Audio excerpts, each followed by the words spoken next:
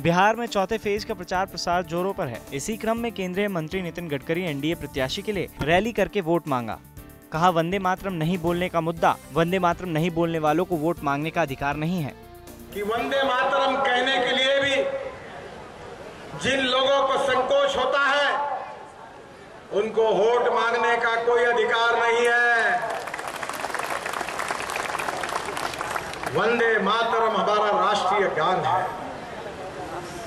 और इसलिए बहनों और भाइयों, आपको यह तय करना है कि पाकिस्तान 3 बार लड़ाई में हार गया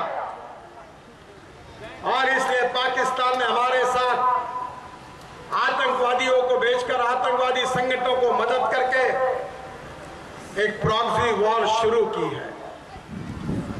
निरपराध लोगों की हत्याएं होती है, हमारे सैनिकों के कैंप पर बम गोले फेंके जाते हैं और इसके बाद आपको यह तय करना होगा कि आतंकवादियों को, आतंकवादी संगठनों को पूरे मूल से उखाड़ कर फेंकने वाला मजबूत प्रधानमंत्री चाहिए कि आतंकवादी संगठनों के सामने वोट बैंक के राजनीति के लिए घुटने टेकने वाला मजबूर प्रधानमंत्री चाहिए। इसमें से क्या चाहिए, इसका निर्णय आपको करना है। साथ ही साथ नितिन गडकरी ने कांग्रेस पार्टी पर आरोप लगाया। कहा, 65 से 70 सालों में गरीबी दूर नहीं की। हाँ, कांग्रेस के नेता और उनके गठबंधन सहित के करीबी लोगों की गरीबी जरूर दूर हो गई। जवाहरलाल नेहरू चले गए पर गरीबी नहीं मिटी। फिर इंदिरा गांधी आई। उस इतिहास को याद करिए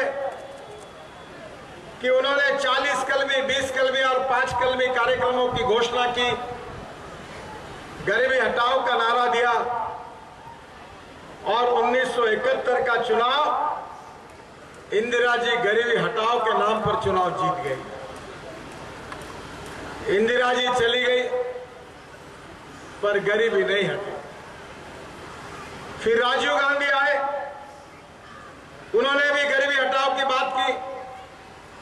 फिर सोनिया गांधी आई, उन्होंने मनमोहन सिंह जी को प्रधानमंत्री बनाया, उन्होंने भी गरीबी मिटाने की बात की पर गरीबी नहीं हटी। गांव गरीब, मजदूर, किसानों की गरीबी नहीं हटी।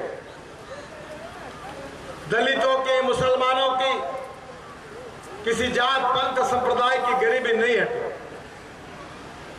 बाकी एक बात जरूर है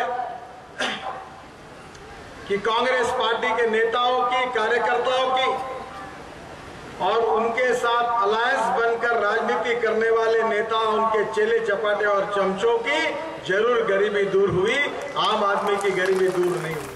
वहीं बिहार सरकार के मंत्री और बिहार बीजेपी के वरिष्ठ नेता नंदकिशोर यादव कह रहे थे कि वंदे मातरम कहने में भी जिन लोगों को संकोच होता है, उनको वोट मांगने का कोई अधिकार नहीं है। सांसद बनकर कोई जाता है, जब संसद का सत्र शुरू होता है तो जन गण मन से सत्र शुरू होता है और जब सत्र का समापन होता है तो वंदे मातरम गा करके लोकसभा का समापन होता है। अब जरा विचार करिए, जिसको वंदे मातरम बोलने में शर्म महसूस हो रहा है तो लोकसभा में जब जाएगा तो क्या करेगा? वंदे मातरम नहीं बोलेगा क्या? भाइयों बहनों, ये बड़ी गंभीर बात है। इस देश के अंदर भारत माता की गोद में रहने वाला आदमी कोई अगर कहता हो कि वंदे मातरम बोलने में शर्म महसूस होता है, एक तरफ आरजेडी का उम्मीदवार वंदे मातरम बोलने में शर्म महसूस करता है और दूसरी ओर कांग्रेस पार्टी कहती है कि देशद्रोहियों के खिलाफ जो कानून देश में है उसको हम छोटा करेंगे, कम करेंगे, हटा देंगे। ये लोग वोट की खातिर, ये लोग समाज को बांटना चाहते हैं, समाज को टुकड़े टुकड़े में करना चाहते हैं, पूरे देश के अंदर एक अलग प्रकार की हलचल मचाना चाहते हैं। मातरम, वंदे मातरम, जितना वो वंदे मातरम का विरोध करे उतना ही तेजी में वंदे मातरम का उद्घोष करने का काम करिए। बहुत बहुत धन्यवाद।